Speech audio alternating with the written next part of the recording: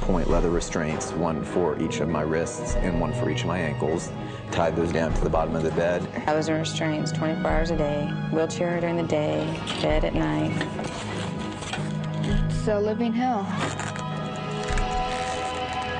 I ask you to do something, you do it. Do you understand? They are perhaps America's most vulnerable. Young patients in mental health and residential treatment facilities. Defenseless, they can be the victims of neglect, cruel beatings, and worse. You say yes. The young man in the tape is a patient at the Tangram Rehabilitation Center in San Marcos, Texas. He is brain injured and blind. Fox Files obtained this shocking video from the Citizens Commission on Human Rights, a group founded by the Church of Scientology. They had both arms behind his back, pushed up between his shoulder blades. And at the same time was shoving John's head into his lap, where I almost thought it was going to break his neck. 16-year-old Rochelle Claiborne died in Laurel Ridge's care last August.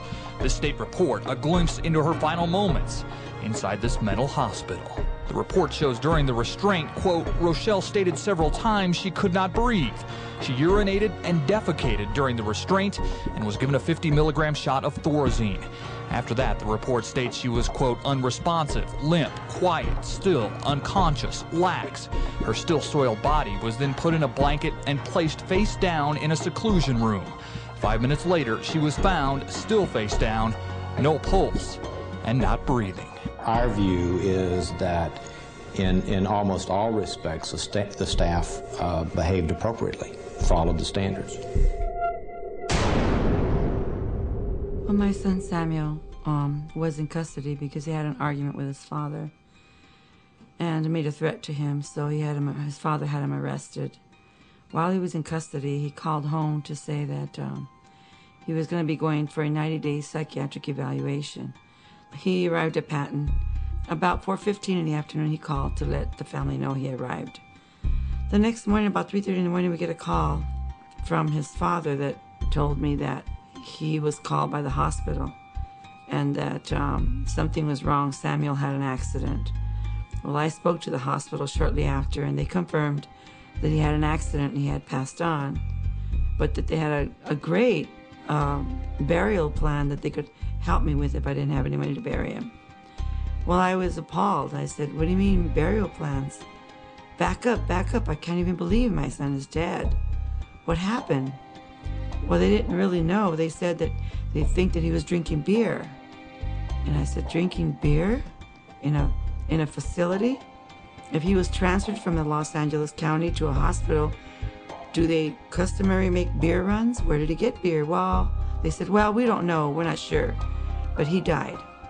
Later, I find out that he just didn't want to be medicated. He begged not to be medicated.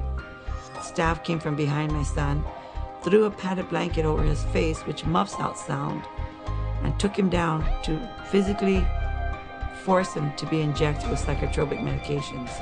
About 9 staff members sat on him and crushed the life out of him. The only way they knew that he was no longer alive was that one of the staff members commented, his legs aren't moving anymore. He's not moving. And basically they got away with murder. I don't care how they color or sugarcoat it, they got away with murder. There's many Samuel Rangels there as we speak right now that are behind walls, behind these concrete walls, being raped of their rights. And if they complain, they're punished with more medication. We need to get the word out. We need to get the message out through whatever means possible. We need to get the message out to stop forced drugging. If enough of us get out there, we can make a difference. We can be heard. We can crusade over and over and over until legislation just makes changes and Sacramento and Washington pay attention to us.